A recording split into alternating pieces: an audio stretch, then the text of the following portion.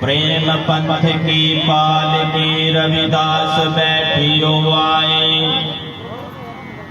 सच्चे स्वामी मिलन को आनंद कहाँ ना जाए।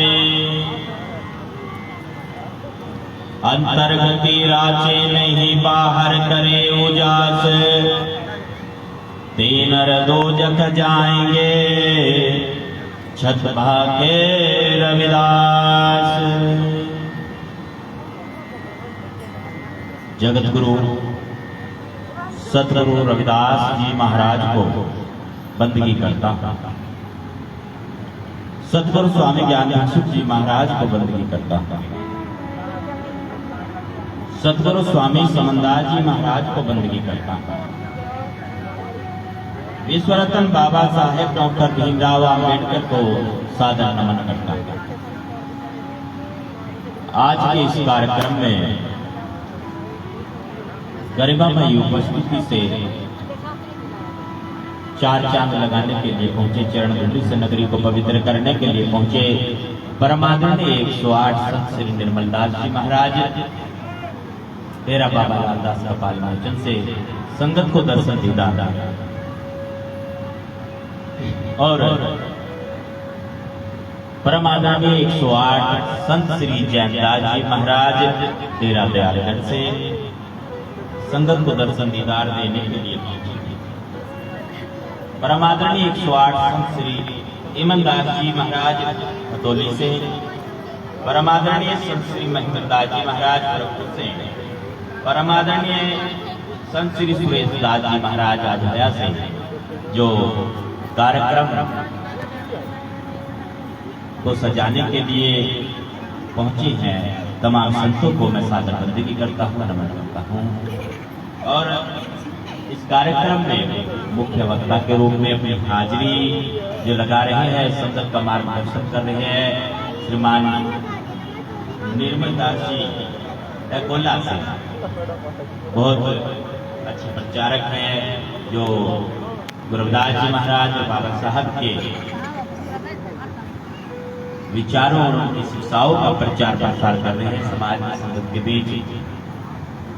कार्यक्रम के आयोजक कमेटी जो गांव सिसौली गुरु रविदास मंदिर प्रबंधक सभा और इस कार्यक्रम के जो आयोजक गण हैं श्रीमान मंगतराम जी, परमजीत जी, विनोद जी, हरचंद जी, रघुवीर जी, सचिन जी और राजू जी, आप सभी को, रघुवीर जी आप सभी को बहुत बहुत साधुवाद, बहुत बहुत बधाई भव्य कार्यक्रम के लिए। साथ इस कार्यक्रम में मौजूद मेरी मातृशक्ति, मेरी बहनें, भाई, बुजुर्ग, युवा साथियों, आप सभी को भी ढेर सारी मंगल कामनाएं, शुभकामनाएं इस कार्यक्रम के लिए। और आपने जो बहुत सुंदर व्यवस्था की है, बड़ा सुंदर पंडाल सजाया और पहली बार शायद यहाँ पर बाबा साहब की जयंती का एक कार्यक्रम आपने आयोजित किया है। आपसे रूबरू होने का मुझे भी सौभाग्य प्राप्त हुआ है।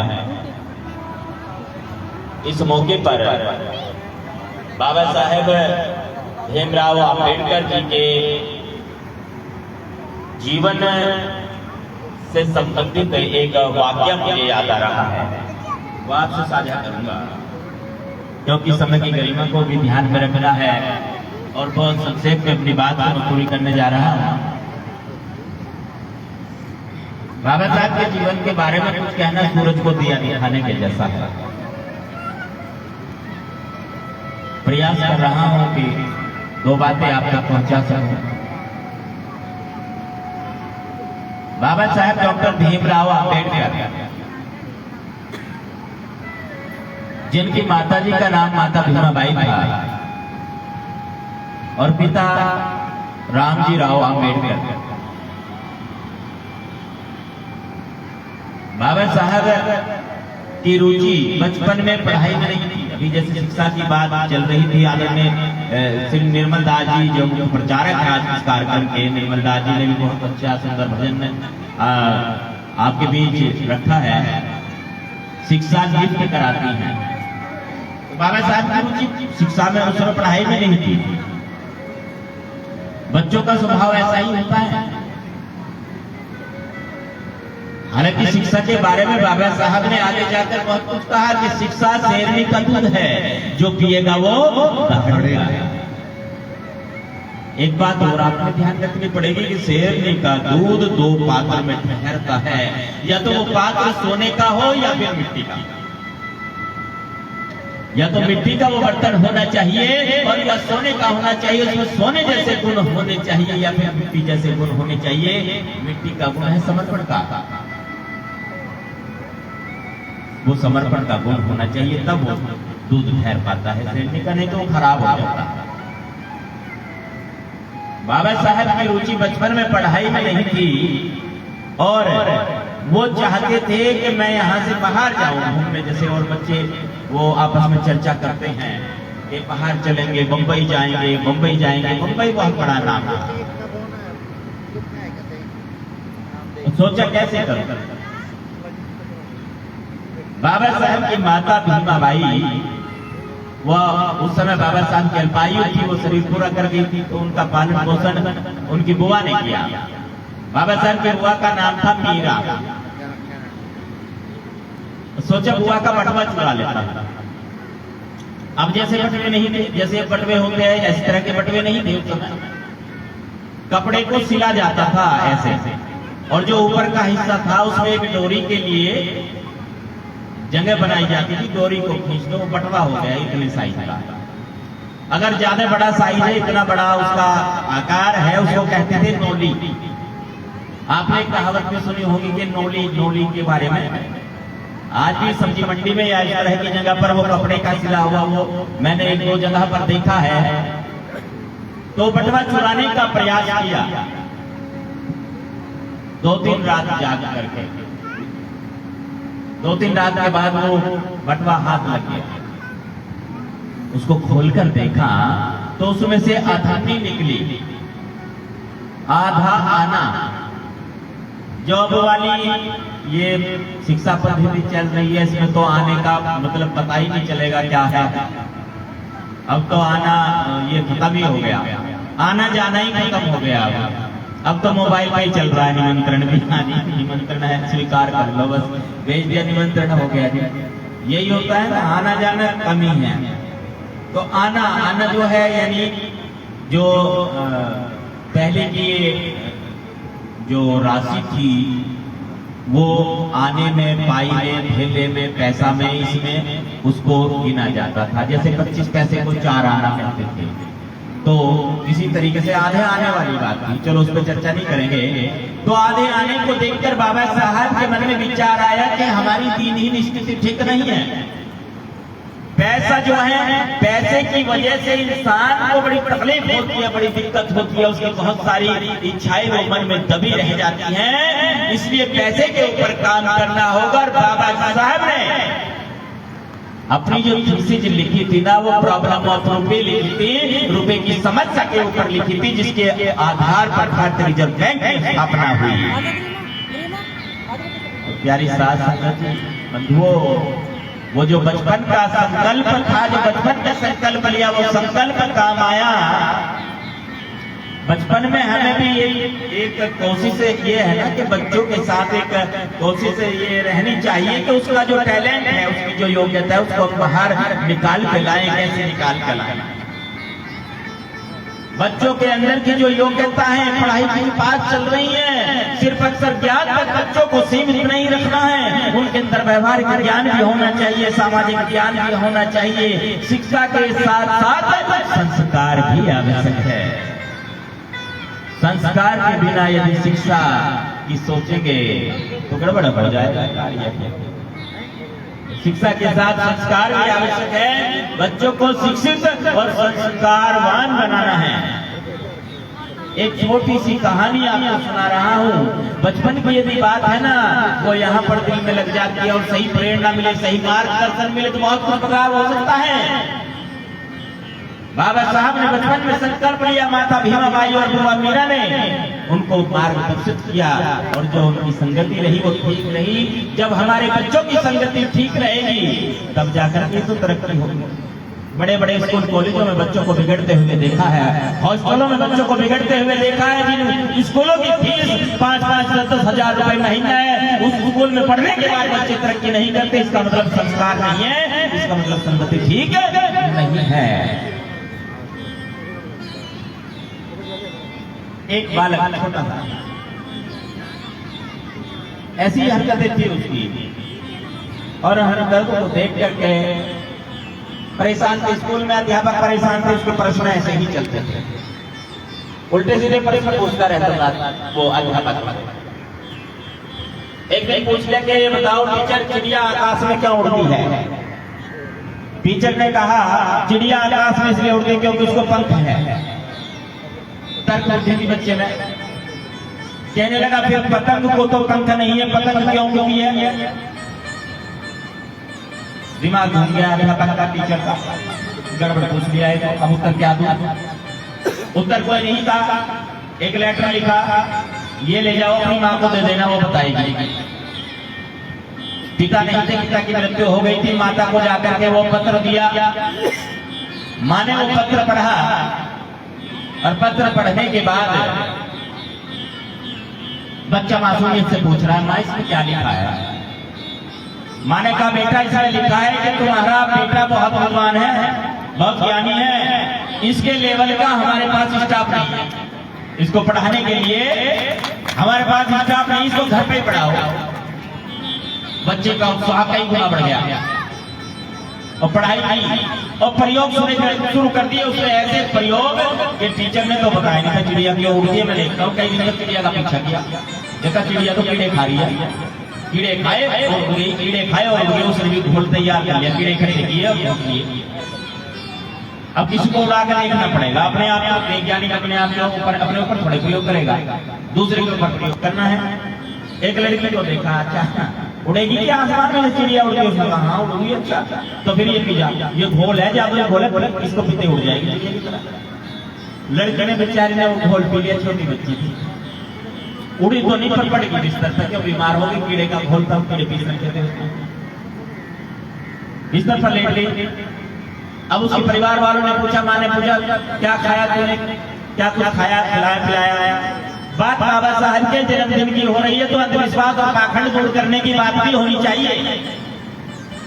बाबा साहब ने कहा है कि अंधविश्वास और पाखंड से आप हटोगे तभी जाकर के शिक्षा में कामयाब होंगे। आप कितनी शिक्षा ग्रहण कर ले, कितनी डिग्रियां इकट्ठी कर ले, अभी अंधविश्वास और पाखंड में आप फंसे हैं तो शिक्षा के मायने कुछ नहीं रहेंगे।